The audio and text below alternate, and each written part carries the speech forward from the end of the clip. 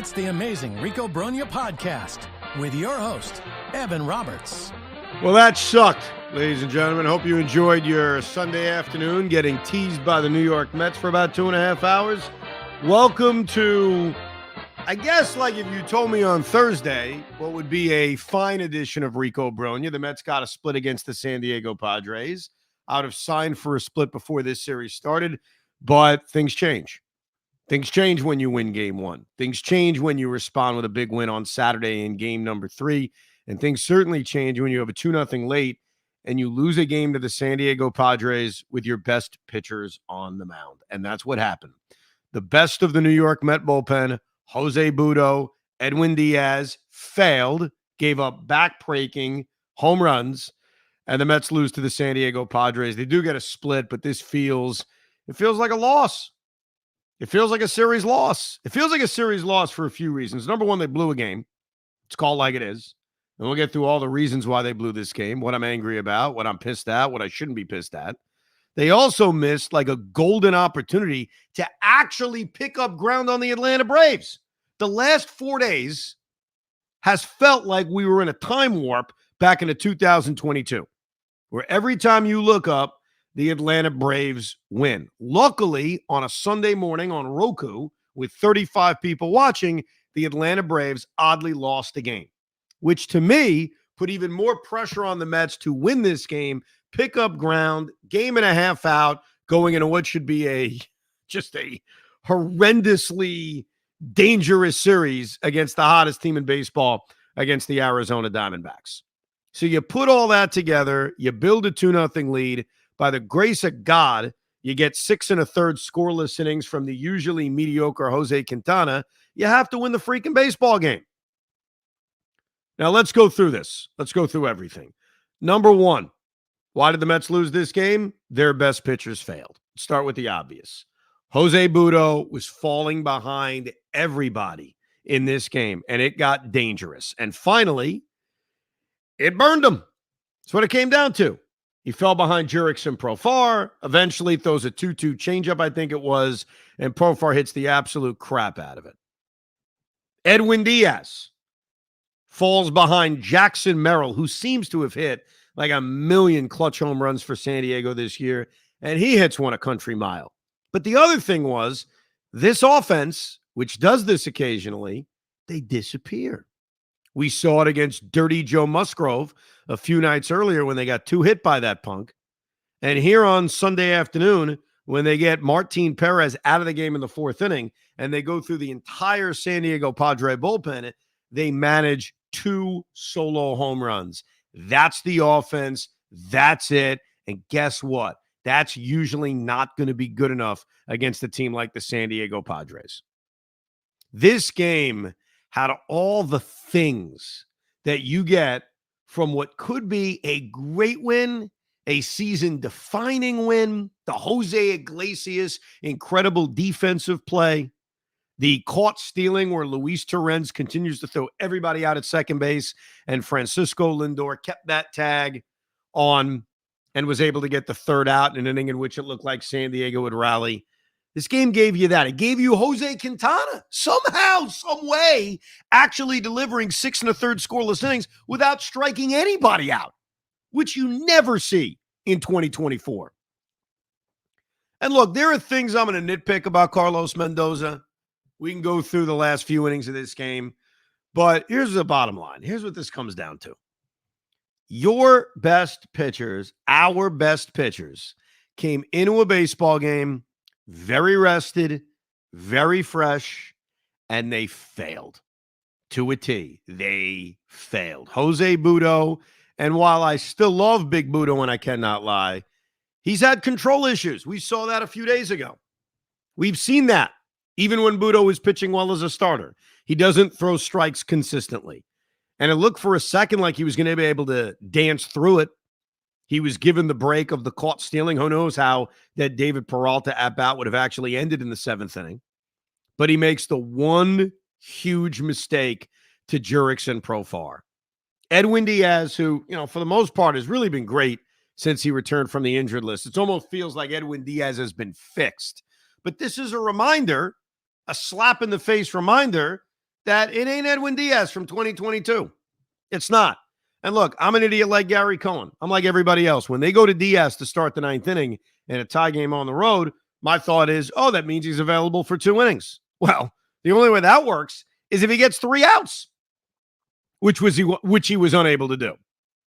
But it was a reminder that as good as Edwin Diaz has been, and I'm not trying to tear him down here, just being honest. We have to have honest conversations after brutal losses, great wins, brutal losses, all mixed in. It is a reminder that as good as Edwin Diaz has been recently, and he's been good. You don't have to cite me the numbers. You don't have to send me a link. I know he's been good. It's just a reminder that as good as he's been, he ain't 2022 Edwin Diaz. He's not quite that. Because that 2-0 pitch he threw to Jackson Merrill, that got absolutely, just destroyed. We're off the bat. That ball hasn't landed in the stands. And I very quickly, in a very calm way, tell my wife and 2 kids, because we were watching the game together, we're having a family day. I said, okay, they lost. I'm going to go do a Rico. And my wife, still not used to the fact that the Mets break our heart, said, What happened? Not about me doing the Rico, about them losing the game. Well, what happened? I said, Edwin Diaz just gave up a ball that hasn't landed yet. About 1,000 feet to right field. So I come upstairs, and now we're having a conversation. Meanwhile, Pete Hoffman, turn your microphone on. Because before I even sat down in my beautiful Rico room, I get a couple of text messages from the Mets text chat, very pissed off at Pete Hoffman. So let's put it out there right now. Pete Hoffman believes that Edwin Diaz was pissed off at Francisco Alvarez on that home run. Explain your theory, because that's what I'm being told by people, that Hoff says Diaz is pissed at Francisco Alvarez. Go ahead. Did you not see them walk? No. As soon as that ball was hit, I got up and I left. There was nothing to see. So I'm literally saying, almost as a wide-eyed child, explain to me what you saw, because God knows I didn't see it. It was very brief, and trust me, I think the camera guy figured it out rather quick too, because they panned off very quickly. But you could see that Alvarez had his mask off. It was as they were walking towards the bench, and Diaz looked at him and gave him like a hand motion or something like that. And it wasn't like I just kind of lost it. It looked like there was something going on between the two of them, and the cameras panned off quick. So personally speaking, I take that as Diaz was not happy with the pitch. Well, all right, so here's what the pitch was. Let's go back on this. So Edwin Diaz gets the first out of the inning. He strikes out Drake Cronenworth. Great. He falls behind Jackson Merrill with 2 fastballs that were not close. 2 fastballs that were way outside, way off the plate. They were at about 97 miles an hour, so fine velocity, but not there. They were well off the plate. He threw a 2-0 slider that, just to describe it, it was just right down the middle. That's what it was. So I don't know if there was a disagreement about pitch selection, that he didn't want to come in with a 2-0 slider. I don't know if it was location. The bottom line was that was what happened. It was a 2-0 slider after missing away with 2 fastballs, 2 four-seamers that were well off the plate. He throws a slider. It hangs right in the middle of the plate, and Jackson Merrill spit on that thing, if you will, and crushed it to right field. So is he pissed at Francisco Alvarez? I don't know, but I'll tell you this, Hoff. I'm pissed at Francisco Alvarez. And I think that's another conversation we're going to have today on what may be a very long Rico. Francisco Alvarez is playing his way into not being the everyday catcher. Because think about this game, and forget the offense for a second. Because, look, Alvarez hasn't hit. Luis Torrens has cooled off quite a bit. So I'm not going to act like Luis Torrens is Johnny Bench. But Luis Torrens throws everybody out at second base. And one of the most important plays in this game, before the Mets blew it, before all we'll talk about is collapsing, would be 1st and 3rd, 2 outs, and the Padres, rightfully so. I got no issue with this, because the Mets usually defend this by allowing the runner on first to just take second base. The Padres send Jackson Merrill from first base. Manny Machado's the runner at 3rd. Mets have a 2-run lead. So even if Manny tries to squeeze out a run, at that point in the game, who knows? Mets may say, let's get that out. We'll trade the out for the run at that point in the game with a 2-run lead in the 7th inning. Merrill takes off. Machado, half asleep, doesn't. Torrens throws down, makes a very good throw. Obviously, Merrill overslides second. Lindor tags him out. But here's the point. Luis Torrens is throwing everybody out at second base. I think the stat now is he has thrown out 10 of 17 base runners. So if the offense for both sides are going to be negligent, and they've been for Alvarez for a while now, not burying the kid, not saying I wouldn't sign him to a long-term contract extension, not saying he can't be the future face of this team. I'm talking about the right now because this is nut-cutting time. This is the time where we don't mess around. This is the time where every freaking game matters. You're chasing the Atlanta Braves for the third wild card spot. It's not about making friends. It's not about being nice. It's not about prospect hugging. It's not about, oh, what about us? No, it's about put the best player out there.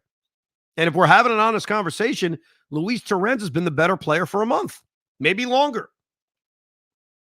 So was Diaz pissed at Alvarez? Maybe, Hoff. I don't know about everybody else, but when the Mets lose a game like that, forget about just coming up here to record a Rico Brogna. When the ball is hit and you can tell it's going 600 feet into the right field stands and the Mets are about to get walked off, which is not a good feeling. The only positive to this is it didn't happen at 2 o'clock in the morning, like most of brutal West Coast losses. Instead, it happened at 7 o'clock, like after you ate dinner on a Sunday. Okay.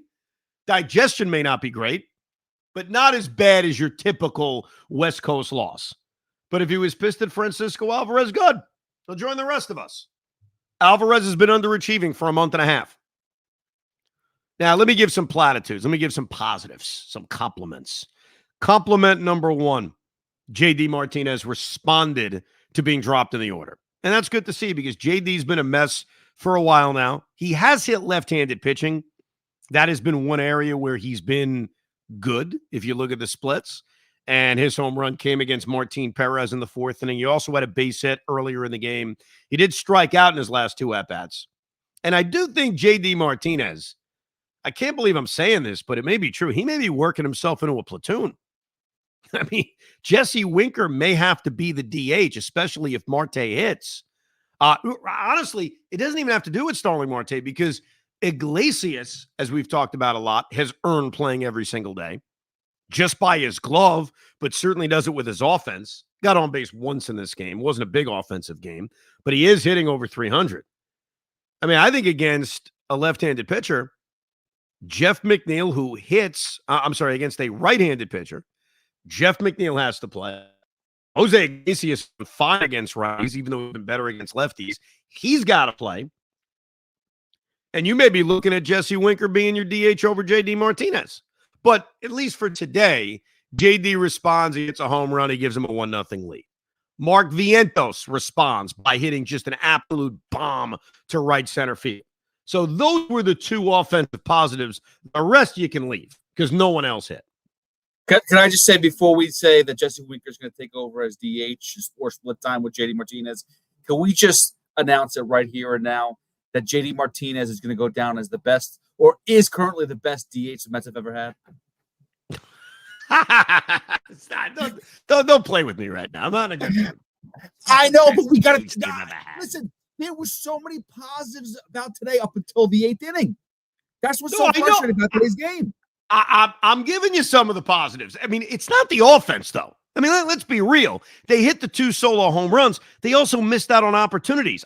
It's tough to ever get on Lindor because Lindor has been so good. But that situation in the 4th inning with bases loaded, 2 outs, and Perez pulled, and Brian Hoeing in the game, that's one of the biggest spots of the game.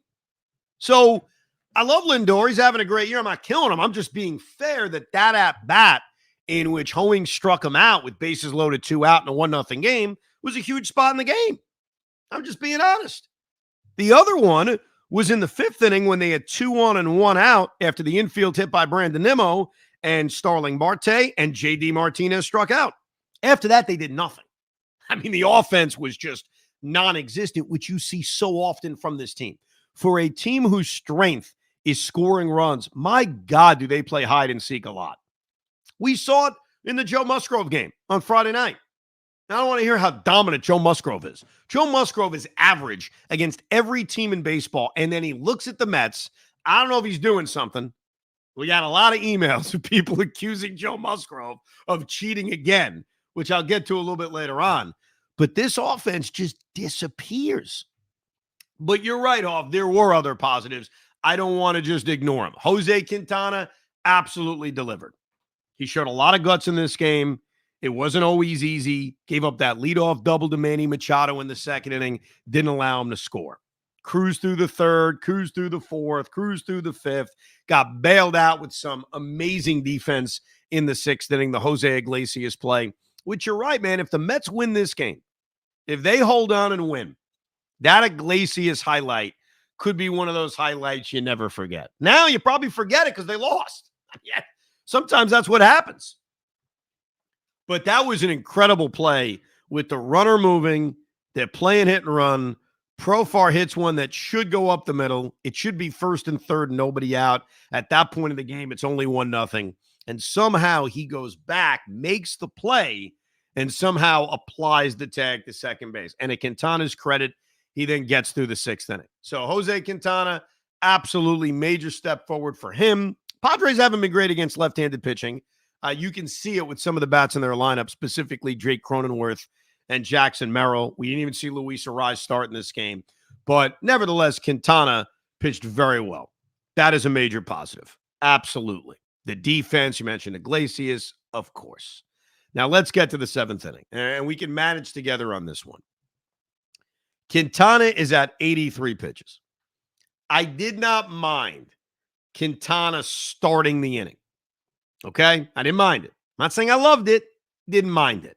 You have Butto ready. You also have a very fresh Jose Butto. Hasn't pitched in a couple of days. And you know, with an off day on Monday and a fresh Butto and a fresh Diaz, you can maximize how much these guys pitch. So I probably would have had Butto just come out, get a clean seventh inning and said to Jose, you know what? You gave us 6 scoreless. Thank you very much. Let's move on. Because you're also facing a Manny Machado who Quintana had not gotten out at all in this game. So here's how I work on this. Once he gives up the leadoff single to Machado, that should have been a double. It was high off the wall. I mean, it was an absolute bomb. And Machado ends up at first base for a combination of reasons. Number one, he doesn't run hard. Number two, he hit the ball so well. At that point, I'm getting him out of the game. Because he literally came a foot and a half from giving up a home run to Manny Machado. The tying run is now at the plate. It's a 2-0 game. Once he gives up that hit, get him out. Mendoza fell in love, and I know why he did it. He fell in love with lefty-lefty. He fell in love with the fact that, as I just pointed out, Cronenworth and Merrill have not hit at left-handed pitching. Quintana had gotten both guys out all 4 times he faced him earlier in the game and said, I like the matchup. Here's the problem with all that. Of course you like the matchup. I mean, yeah, those guys struggle against lefties. Quintana had gotten them all out. At this point in the game, he's thrown 86 pitches. He just gave up a bomb to Manny Machado. I think sometimes you just have to bring in the fresh pitcher. And again, Jose Butto's changeup also works really well against left-handed batters. So it's not as if you're walking into some terrible matchup. You're not. So that's mistake number one. I probably would have had Butto start the 7th inning. Mendy disagrees. Once Machado hits that booming hit, get him out of the game. And if you're listening saying, well, if you were going to take him out after just facing Manny, why have him start the 7th inning? Touche. Then don't have him start the 7th inning. As good as the matchup is against the 2 lefties, he just gave up a rip hit. I don't know how much he has left. So Mendy keeps him in. He gets Cronenworth out on a fly ball to center field. Hit pretty well, by the way. Another sign that maybe it's time to get him out. And then he walks Jackson Merrill. At that point, it's a no-brainer to get him out of the game for Jose Butto. But I think it was obvious, probably 2 batters earlier, that he should have gotten him out. Now, does this change the game? Probably not. Butto gets through the 7th inning anyway, gets the sacrifice fly against Luis Arraez after he falls behind him, too. And that was really the problem with Butto's performance. He was falling behind everybody he faced. He was able to dance through the raindrops a couple of times, getting Arraez out, getting the caught stealing on the play we described earlier. But he was falling behind everybody. Now we get to the eighth inning. Here's your second, let's manage along with Carlos Mendoza. And Gary Cohn was doing a great job of it because he said, starting the eighth inning, a thought that a lot of us had, which is Edwin Diaz should be available to come out here in the eighth inning.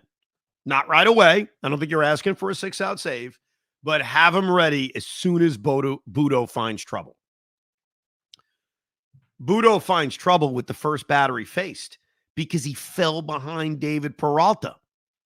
And I'm thinking what everyone else is thinking, which is you cannot walk him. You have a 2-0 lead in the eighth inning of this game. Even if you're giving up a booming double or you're giving up a solo home run, you got to go after the eighth place hitter in David Peralta. You cannot walk him. He doesn't. He fights back, gets him to roll over a changeup and ground out the second base. Great. Then Mason McCoy's the hitter. Even more so, you can't walk him. You got their best hitters coming up next. And Jose Butto committed the cardinal sin of walking Mason McCoy. Would I have gone to Edwin Diaz with 1 out in the eighth inning? Probably. Yeah, I'm being aggressive. I have a fresh Diaz. And the fact that Mendy went to Diaz in the ninth inning in a tie game on the road shows you he was probably available for 2 innings. So if he's available for 2 innings, why wouldn't he be available for 5 outs? With all that said, would I have gone to Diaz 1 on, 1 out against Jurickson Profar? Yes. Would you have? Probably. Jose Butto has been great this season. And so it's not as if he kept Ryan Stanek in the game. It's not as if he kept Adam Ottavino in the game. He kept Jose Butto in the game, a guy who has been mostly reliable since his transition to the bullpen. And he failed. That's the bottom line. He failed. 2-2 to Jurickson Profar, hits a bomb. Gets through the eighth inning. Obviously, Phil Maton comes in, gets the last out of the eighth inning. But now it is incumbent on this offense. After you blow a lead, game's not over yet, even though you knew the game was over. I even tweeted like a little, hey, we're going to do a Rico right after this, and you know it's going to be a brutal loss. And you may think that's me being negative. I don't really think of myself as a negative fan. I don't think of myself as a positive fan. I am just a fan. And sometimes I'm going to feel negative, and sometimes I'm going to feel positive. Let's all take the truth serum. Did anybody in their right mind, after they gave up a 2-run lead in the eighth inning, think this was going to end positively? As fun as this season has been, and it's been fun, yippity-doo-dah, the games are still meaningful. We're a week away from Labor Day. Did anybody think they were going to respond? No. We all knew what kind of Rico we were doing today. But you hold out hope. You hope you're wrong. You hope you can eat your words. You hope the text message you just sent to your friends will be mocked to you an hour later because the Mets won. I hope that the tweet I fired out was going to be mocked an hour later. But when the Mets come out against Robert Suarez in the top of the ninth inning, granted with 8-9-1, Winker, Bader, and Lindor, and they go out as meekly as they went out, you knew this was a stay of execution. You just knew it because Suarez was also so dominant and did it so easily that even if Diaz got through the ninth inning, Suarez probably comes out and pitches the 10th inning. But that was such a huge response inning. Kind of like what they did in Pittsburgh. Remember that Pittsburgh game where they rallied? Diaz came into the eighth inning. They took Dednell Nunez out early. They rallied. I'm sorry. The Pirates rallied, took the lead, and then the Mets had this incredible response in the ninth inning against Chapman and the Pirates bullpen. Retook the lead, and then they ended up winning. That needed to be a response inning. I'll go back even further. I'll go back to 2000 when JT Snow hit that home run against Armando Benitez in the ninth inning. I can still hear the sound of that ball hitting the foul pole. The Mets had to respond the next inning, and they did. The Met offense, which likes to play peekaboo, they disappear for days at a time, and then they'll reappear and look like a juggernaut, needed to reappear in that ninth inning against Robert Suarez. And we got a Jesse Winker first pitch ground out, a Harrison Bader weak ground out, and Francisco Lindor Again, very tough to kill Lindor. He's been so great, and we'll get into some of the amazing things he did over the weekend. But that at-bat in the ninth inning against Suarez was a no-chance at-bat. He had no chance. Suarez threw 3 fastballs in a row, and Lindor looked as if he had never seen one before in his life. That needed to be a response, and they failed.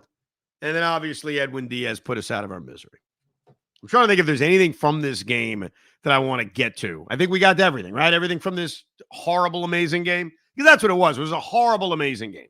Had amazing moments. Could have been amazing if they won. Instead, it's on that list I have on the wall right there of worst losses of 2024. No, I think you hit everything. I mean, do we kill Mendoza enough? I mean, look, I went through those innings, okay? There are things I would have done differently. Do I give Butto a clean 7th inning? Absolutely. Did I think it was horrible to let Quintana at least start it and face Manny Machado? No. Once he gives up the booming hit, I get his ass out of the game. Would have I gone to Diaz, 1 out, 1 on, 8th inning? Probably. But is it the worst thing in the world to keep Jose Butto in, who's been so effective? Not really. So you tell me, where do you want to kill him? Crush him. We're not talking literal kill, obviously. I think it was Butto. I think, honestly, Butto, the fact that he put Jackson Merrill, not Jackson Merrill, who was up the plate, Peralta, back to a 3-0 count after he just had put him in a 3-0 count prior to the inning ending, and then we got lucky with the stolen base and get him out at second, Jackson Merrill at second base. Right there, once you realize he had no control, that's where you got to pull Butto. Well, you can't pull him after the Peralta at-bat, but you can pull him after the McCoy walk. So after McCoy, and that's the moment in the game, too, where you could have that discussion. 1 on, 1 out. Now you go to Diaz, top of the order, and you're looking for a 5-out save, which is not normal, but I think these circumstances allowed it. He hadn't pitched in a few days, off day on Monday, and I think that we got the hint that Diaz was going to be able to pitch multiple innings because of the fact he came out for the 9th inning. So I agree that it's a criticism. There's a difference, though, to me between, hey, I think I would have done that versus this is an excusable pinhead non-move. I wouldn't go inexcusable pinhead non-move because, again, Jose Butto's been one of their best relievers. You were trusting him to find his way out of it like he did in his last appearance, in which he also walked multiple guys. No, I get that. But when you see he clearly is off, you need to make a change sooner than later. And like I know that he got Peralta out, but even then, sometimes you should be able to read and feel like, hey, he just doesn't have it today. And it's better to escape. Like even Quintana, I was like, to me personally speaking, after the first 2 innings where we had a 1-0 lead, I'm like, let's go batter to batter. I know that we have a day off tomorrow. I know that we do have Butto and Diaz for extended time, and I know the rest of the bullpen may not be great, but I can't trust Quintana to go 6 innings, and luckily enough for us, he did. Yeah. Oh, look, Quintana was shaky in the first 2 innings of the game, especially when he gave up the leadoff double to Manny Machado, but he was able to fight out of it. He actually did a pretty damn good job. Let me get to some of your instant reaction emails from this game, and obviously we'll go through the rest of the series. Manglehorn writes, as a staff, the pitchers can't or won't or don't throw a strike when they should, and so are forced to throw a strike when they shouldn't, and then it's the end of story. Yes, this team inability to throw strikes consistently has been A, infuriating to watch, and B, comes back to kill him. Because you're right. I mean, the 2-0 pitch that ended this game to Jackson Merrill almost felt like a get-me-over slider, and he hit the ball 410 feet. And yes, their inability to throw strikes and fall behind. Sometimes they're able to get through it. Other times it comes back and kills them. Samuel writes, without question, this is the worst loss of the year. It was unrealistic to expect more than a split, but when you take in all the facts here, this is the backbreaker to end all backbreakers, this loss. A, horrific in how it happened with your only 2 circle of trust guys blowing the game. Though some more offense would have helped, yes. Number 2, this loss effectively ends any hopes of catching the San Diego Padres. The 2-game swing, leaving them 5.5 behind with 30 games left, effectively closes that door. 3, while catching the Braves is still possible, and there are 3 head-to-head left, it looks increasingly like this team is a tease. I just don't see them getting over the line. Too many things have to hold up. One game, but it all made the difference.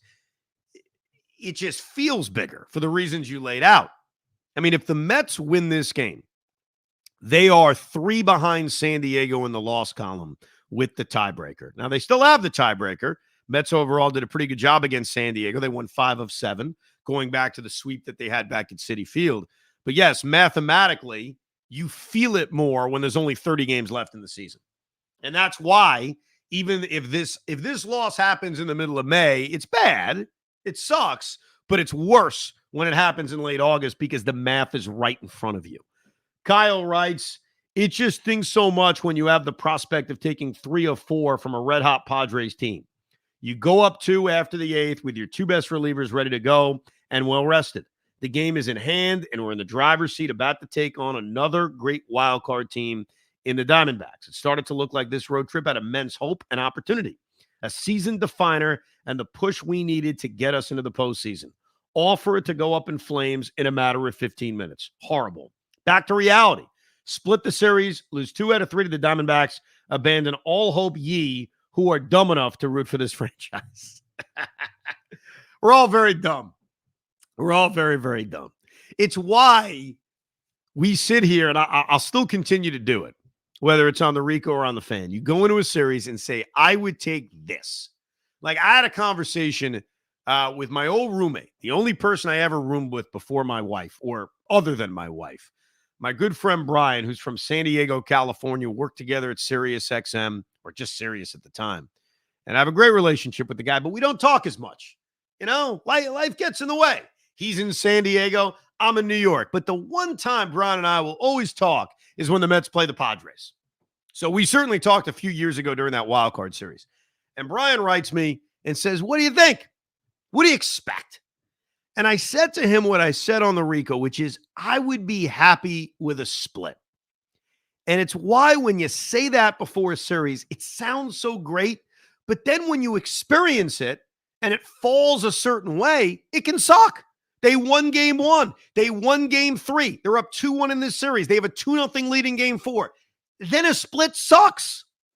Then a split is the worst. And that's the way this feels. Ralph writes, not good, however. Oh, I'm intrigued. Give me a however, Ralphie. It's not a good situation when you lose a game because the guys that are supposed to be your 2 best relievers fail. However, I will play the positive Tommy card. Find a way to win 2 of 3 in Arizona while the Braves will be playing in Minnesota. The aspiration is to get to Chicago on Friday, no more than 2 behind in the loss column. Sweep the White Sox while the Braves are playing 4 in Philadelphia, and by the end of next weekend, the Mets could overtake the Braves. I want to remind you about something.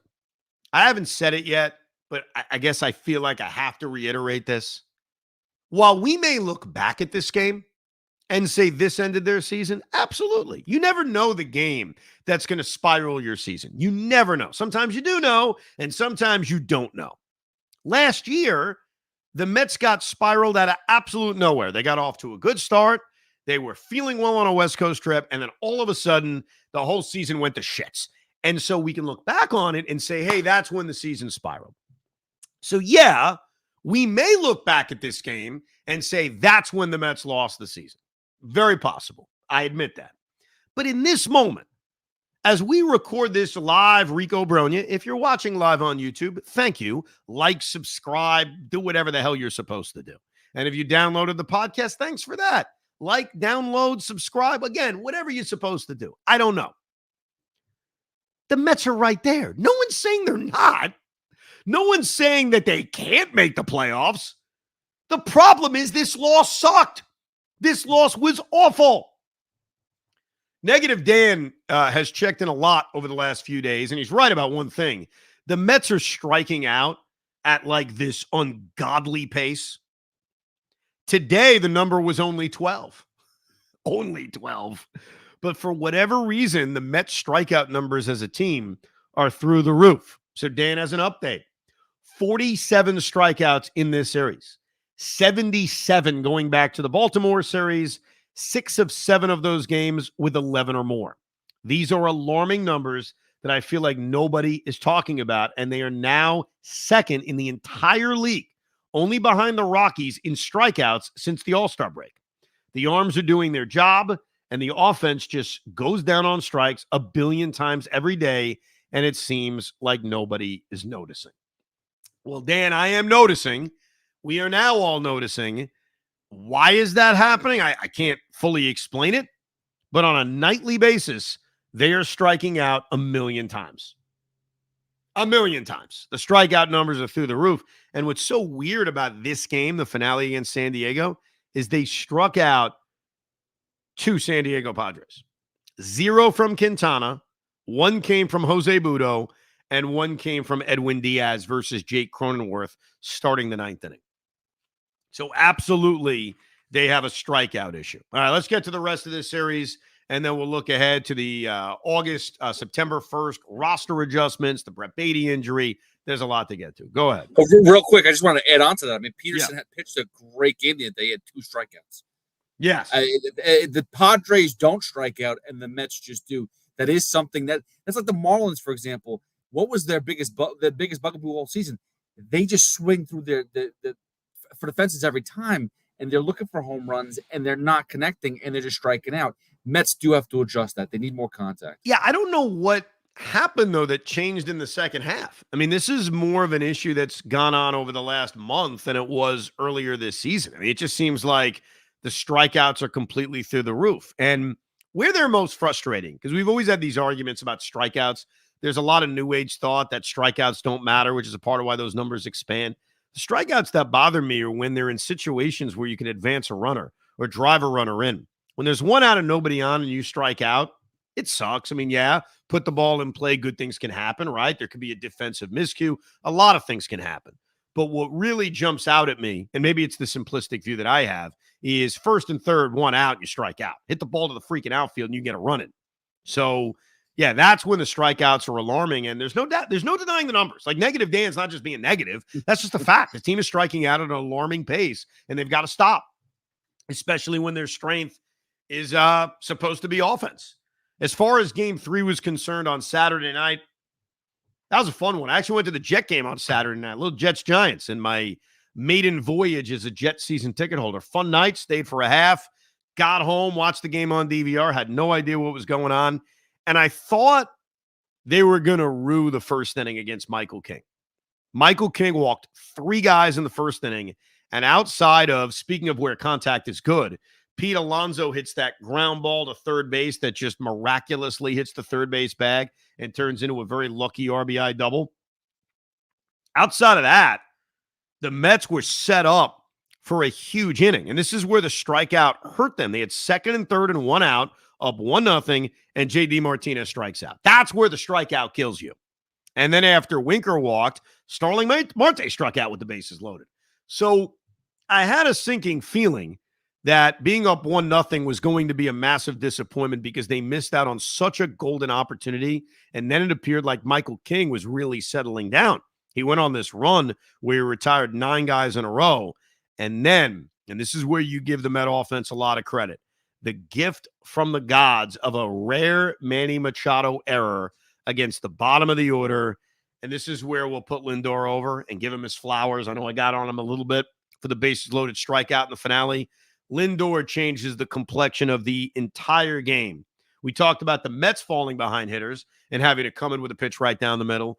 Michael King, bases loaded, 2 outs, 4th inning, 1-0 game, has to come in on Lindor, and he hits the grand slam, hits the other home run later. Just an MVP, all-around beautiful performance by Francisco Lindor, who's certainly the team's MVP and has had this incredible run helping spark this team over the last few months. But let it not be forgotten that David Peterson has done it again. David Peterson, who I didn't want to trust, I don't think anybody listening wanted to trust, finally earned my trust, if that matters, last week against Baltimore, backs it up against this Padre team that scores the same amount of runs as the Mets by pitching into the 8th inning. Outstanding performance by David Peterson. You mentioned he wasn't striking guys out. He hasn't struck guys out all year. He's relied on soft contact.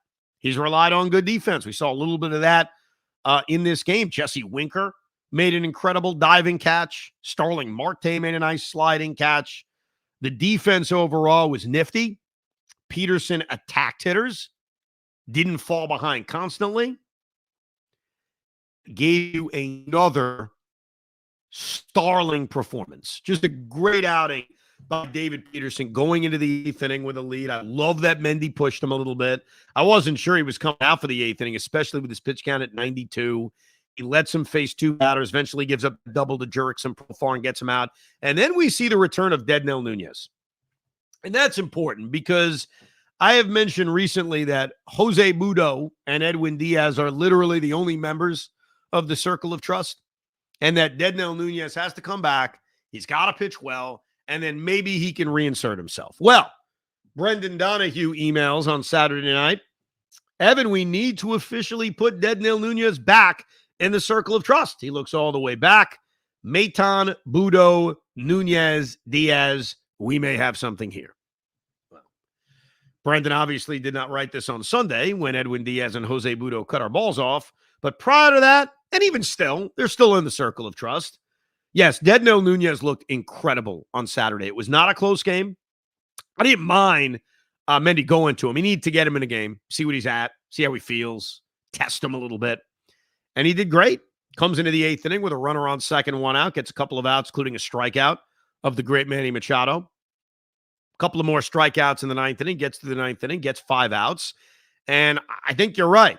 I think you're right, Brendan. I needed to see him once. And Dednell Nunez is now back in the Circle of Trust. Back on in there. So if the Mets have a lead, God willing they do, against the Diamondbacks on Tuesday night, throw him in there. He'll be well rested, not pitching on Sunday and not pitching on Monday. So that was really the positives. David Peterson pitching into the 8th inning and pitching as well as he did. Dednell Nunez looking good, getting the 5 outs that he did. Francisco Lindor hitting a couple of home runs, looking incredible. Pete Alonso getting the luckiest RBI double in the history of his career. Sometimes Gary Cohen, my dad complains about this, and I agree with him sometimes. Sometimes Gary Cohen will give a stat, and it's the most useless, who gives a crap stat you'll ever hear. And other times he reads my mind. When Pete Alonso hit that little ground ball to third base that hit the bag and gave the Mets the 1-0 lead on Saturday night, I thought to myself, what's the exit velocity? And is that the slowest extra base hit ever? Like, those thoughts are popping into my mind. And he revealed it was the slowest double of Pete Alonso's career based on exit velocity. I think that's what he said. The other time he did that was with this Quintana start, not striking anybody out and pitching 6 scoreless innings, that the Mets have only had that 4 times in their history, which is nuts. So sometimes those useless stats, I'm like, damn, I like it. Going back to that Pete Alonso double, would you consider that a clutch hit? I'm just curious. I need to know. Yes. You know why? Since the Mets are striking out so many times and Pete's a part of it, he ended up striking out his next 3 at-bats. Anytime you make contact, even if it's soft contact, and it turns into something huge early in a game, that's a big hit.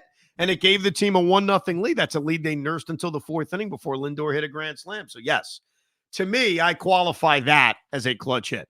As far as Friday's game is concerned, oh, my God. What an abomination that game was.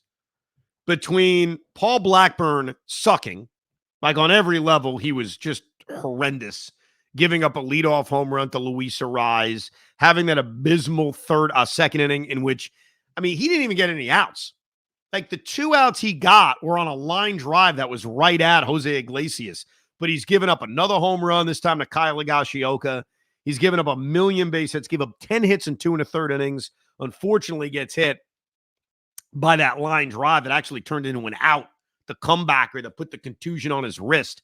But when you combine Paul Blackburn being awful, which happens, not trying to kill the guy, I'm just saying he was terrible, and then you combine that with Joe Musgrove, which I don't know what happened. Did he make some kind of deal with the devil where every time he faces the Mets, he looks like Christy Mathewson in his prime?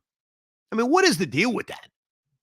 Now, I watched plenty of baseball to see that Joe Musgrove's not that good. He's okay. Would I take him in our rotation? Sure, but he's not Cy Young.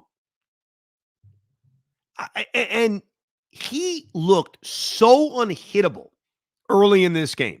In that first inning, and this is when I looked at my wife, late night game, and I said, baby, I got a feeling I'm going to hit that sack way early tonight because he looked so unhittable in that first inning. By the way, spoiler alert, I say stuff like that. Oh, we're going to sleep early. I even tweeted that out. I ended up hanging in there till the 8th inning. The 8th inning is when I shut the game off. I'll admit it. So it's rare for me to shut a game off because I'm scoring it, and then I go back and have to see what the hell I missed. So it's very rare for me to shut a game off. Even when I say it, doesn't mean I'm actually going to do it. But sometimes your mind already knows. And I think anybody watching that Friday night game knew this game was over immediately. As far as Joe Musgrove is concerned, I don't know what he's doing. I don't even know if he's doing anything. But he is so unnaturally awesome against the New York Mets that it's tough to fathom. That's what I have a tough time figuring out. Like, he's not this good, and yet when he sees the New York Mets, it's the most incredible thing you'll ever see. And he was dominant. I had a few people saying you should look at his hat. He has a smudge over his hat, and that he was cheating again. I don't know. All I know is that the New York Met offense will take days in which they disappear, and certainly Friday night against Joe Musgrove, they disappeared. Starling Marte luckily got that double in the 5th inning, make sure they weren't getting perfected, and they lose just one of those games that you can check out on early. The significant news from Friday was this injury to Paul Blackburn. And I want to make myself crystal clear on how this thing needs to be handled. And I don't see the other side. I try to be open-minded. I try to see the other side. There is no other side to this.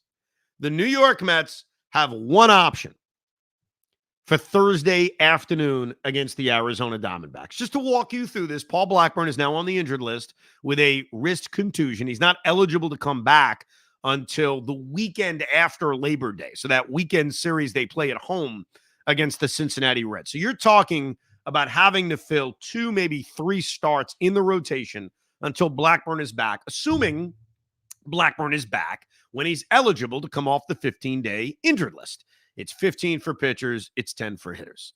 So they have an off day Monday. Great. Thank you, sir. May I have another? That allows them to just mosey on with their rotation.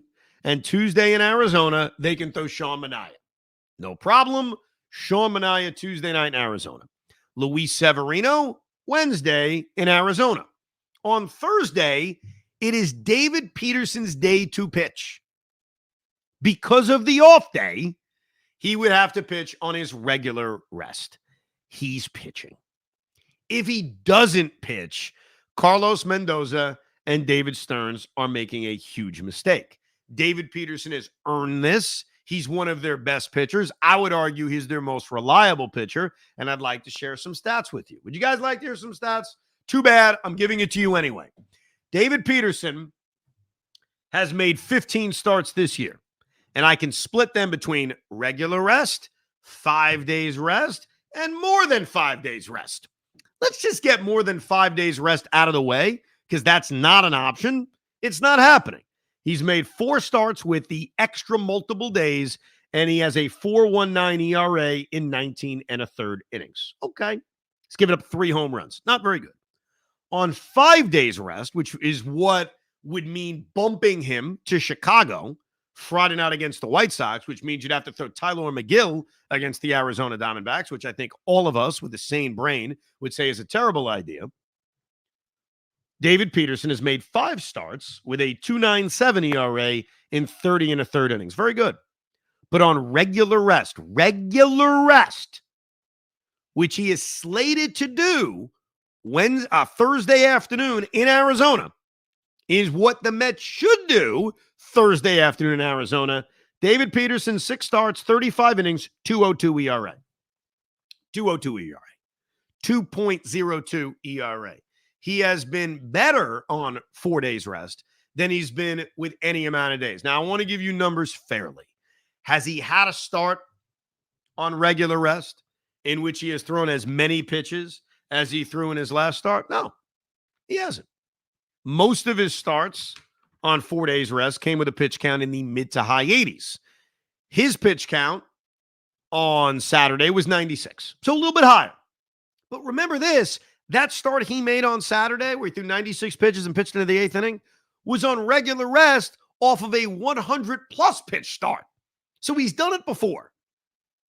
When you have a choice between putting out your most consistent starting pitcher, and I think that's what he is, as crazy as that is to say about David Peterson, that's what he's been. He's been their most consistent starter this season since he's come back from the hip injury. When you have a chance to start your better pitcher against a better team, a team that you're still chasing, even though they're kind of buried from catching Arizona, you pitch him that day. It's also easier to rationalize Tyler McGill pitching against the White Sox than the Arizona Diamondbacks. So this is a very easy, straightforward decision to me. David Peterson should pitch Thursday. Unfortunately, Tyler McGill is really their only option to fill the Paul Blackburn spot. And let's not forget, when Blackburn was acquired from Oakland at the trade deadline, he was replacing Tyler McGill. So we're not unused to it. McGill has been okay, kind of McGillian, if you will, since he's been sent down to AAA, which means, 5 innings, 3 runs. But if he does 5 innings, 3 runs against the Chicago White Sox, that should be good enough to win. We'll spend more time on that next week when we get there to that White Sox series. That's you better sweep their asses series. More so than even that 3-game series against Miami. You better sweep their asses series. Let me get to a few more of your emails. Some of them are very interesting, including Howard, who writes, Luis Torrens has been better than Francisco Alvarez, both offensively and defensively this year and over the last 30 games. We touched on this earlier. Let's get into more detail now. The case for Alvy is that he's the future of the team and that he has intangibles that cannot be quantified. Maybe. Alvarez did hit the game-winning home run this week, but he is almost an automatic strikeout these days. He swings for homers, and almost every swing, he did have one decent at-bat the other night, and his lack of discipline at the plate is startling. Howard supplied numbers. Let's listen to some of these numbers. For the full season, okay, so this is the entire season of Luis Torrens and Francisco Alvarez, and then we'll get a breakdown of recent time. But for the entire season, Luis Torrens has an higher OPS, 749 to 703, higher home run rate, 3% versus 2%, 2.4%, and a lower K rate. Now, keep this in mind. Torrens has not been an everyday catcher. Even when he was playing most of the time before Alvarez came back, he was splitting it at the time with Tomas Nido. So I don't know if those numbers hold up if you're committing to playing him every day. But I just wanted to give you context to the numbers. Last 30 games, and this is what's startling. Last 30 games, Luis Torrens, 257 average, 758 OPS, which is fine. Alvarez, 155 with a 461 OPS. Strikeout rate, Torrens, 18.7%. Alvarez, 31.1%. And then defensive metrics, which is always the argument to keep Alvarez. In terms of framing runs, 0 for Torrens, 6 for Alvarez. Blocks above average, -3 for Torrens, -10 for Alvarez. Caught stealing percentage, we all know how much of a mismatch that is. 62% for Torrens, 11% for Alvarez. Alvarez is better at framing than Torrens, but much worse at blocking balls. Alvarez is 3rd worst in baseball. Torrens is at 62% best in baseball. Small sample size. For Alvarez, he is 4 out of 35 throwing out base runners, and I fear that teams are going to run wild on the Mets if Alvis continues to play most of the time. So where I'm at on this, and I touched on this earlier, is, I think they've got to start to split the duties more so than Alvarez being your everyday catcher. Torrens right now will give you your day game after night game, but I think he's earning more playing time. He's earning more playing time based on his ability to throw guys out at second base, which does matter. We can't ignore it. And offensively, Alvarez is so lost at the plate. Yeah, the game-winning home run was great, and we were certainly hoping that was going to lead to, maybe it's sparking him and maybe getting him going, but that really has not been the case. So I'm not ready to say Torrens is the everyday catcher, but I think the split in playing time should change just a little bit. Especially when you face teams that run a lot. Now, the Diamondbacks don't run a lot. They're more middle of the pack in terms of stolen bases. But you saw it in Sunday's game, how big of a weapon stealing a base can be and how important throwing out base runners can be. Let me get to some of your emails. I want to get to the guy who is concerned that I move a lot when I'm in my chair. Where did I put that email? Here it is. Eric Weiss. Evan, I'm a big Met fan. I really enjoy the Rico. I just wanted to bring something up for those of us who watch the Rico on YouTube. Is it me, or does everyone notice how often you're squirming up and down on your chair like you have ants in your pants? I've heard you speak of your back issues and was wondering if that was the cause of the bouncing up and down, and if you were an overinflated basketball. Or maybe you actually do have ants in your pants. I'd love to hear what's up with that. LFGM, and keep up the great work. Sincerely, he signs it Positive Dan. Positive Dan, Eric Weiss, whatever your name is. It absolutely has to do with my back. You should see how I watched this Mets game on Sunday. I was sitting on the ground with cushions all around me. I got a back issue. It comes and it goes, which I think anybody with a back issue will tell you.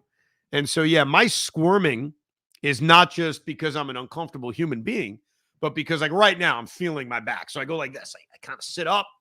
I sit up in fact, let me move the camera. You can see how I sit. I'm like a child. Now you can't see. Then it looks like I'm trying to give you a shot of my genitalia. No, like I have my feet up. And so I sit on the chair. It's just because of my back. But I appreciate you reaching out. I appreciate the concern that you may have had. Trevor writes, love the pod. With Brett Beatty going down to injury. Yes, Brett Beatty's out 6 to 8 weeks. Horrible break. What is it, a pinky issue or a finger issue? I forget the specifics. Finger? Broken pinky. Yeah. Sucks for him, man. He's played well. He's played a lot of second base. I think we all eyed him as the obvious September 1st call-up. So, yeah, Brett Beatty goes down, which is a damn shame. Let me get to Trevor's point. So, with Beatty going down, DJ Stewart seems like he'll be getting the nod with the extra spot.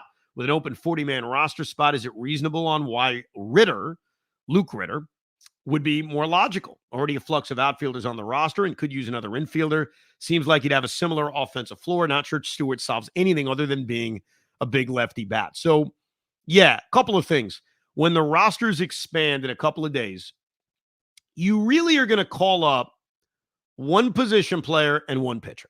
That's really all you're allowed to do, because you can't have more than 14 pitchers, and the roster expansion is 28 teams now. It's not, 28 players, not 40, the way it used to be.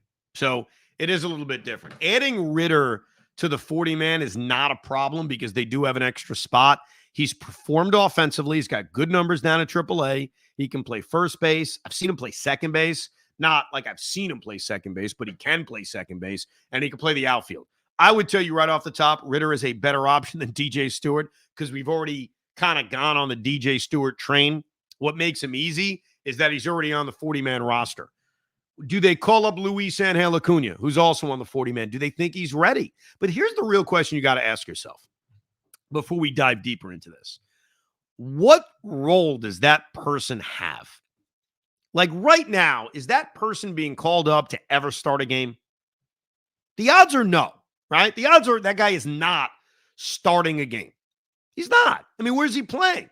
Pete plays every day at first base. It's either McNeil or Iglesias at second, Lindor at short, Vientos at third. We know about the catchers. And in the outfield, Bader's had his slump. Tyrone Taylor's played well. Brandon Nimmo's a slump machine, but you're still going to play him.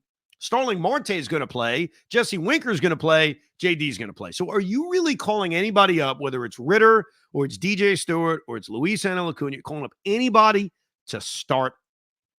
The answer is no. Are you going to use any of these guys as a pinch hitter off the bench? I think that catcher has become a big pinch hit spot now with Alvarez not hitting. Torrens is obviously a guy you pinch hit for, as we saw in Sunday's game with Jesse Winker. Do you pinch hit for Harrison Bader late in the game? Maybe. So really, where and how are you using this guy? I'm about to get to a point, I promise. I know we've been doing an hour already. Everybody's tired. I'll get to my point. I think the way they will use that spot, or at least the way I would use that spot, is with speed. is with a guy off the bench that can steal a bag down a run late in the game. J.D. Martinez is on late. Here's a guy who can pinch run. I don't love pinch running for Pete Alonso, a guy like that, but there may be a circumstance where you need that. So that's where I kind of shift a little bit more towards Luis Angel Acuna, or dare I say Drew Gilbert. Drew Gilbert is on a rehab assignment, so he hasn't played a lot this season, but he's hitting, and that obviously intrigues us, but I don't think he's going to play. I don't think he's going to hit. I don't think he's going to get an opportunity to hit, is what I should say. Are the Mets willing to call up a Drew Gilbert for his speed and defense? I don't know. But I'm just thinking out loud on what you would use that extra roster spot for, your fifth bench player. Right now you got 4 bench players. What are you using that 5th spot for? And I think it would be more speed than anything else. But we'll keep an eye on that. We'll spend more time on that on the next Rico. We got 3 games coming up against the Arizona Diamondbacks out west. I'm sure we'll do a reaction to one of those late night games. I like those. Plus, I'm going to take a few days off next week. I am on the air Monday and Tuesday with Sean Morash on our afternoon drive show. Tiki's on vacation. And then I'm off for the rest of the week. But I'm never off from the Rico. We'll be doing Ricos throughout this series against Arizona. And obviously the series coming up against the Chicago White Sox. The state of the team right now, the state is we just suffered a cut your balls off kind of loss. But it's still all right in front of us. That's a positive way to look at it. Appreciate the emails, thericob@gmail.com. We'll listen to your voicemails on the next Rico as well. Thank you very much for listening, downloading, subscribing, crying with us, laughing at us edition of Rico Brogna. We hope you enjoyed this episode of the Rico Brogna podcast. It's amazing, isn't it? Make sure you download it now to keep it on you at all times.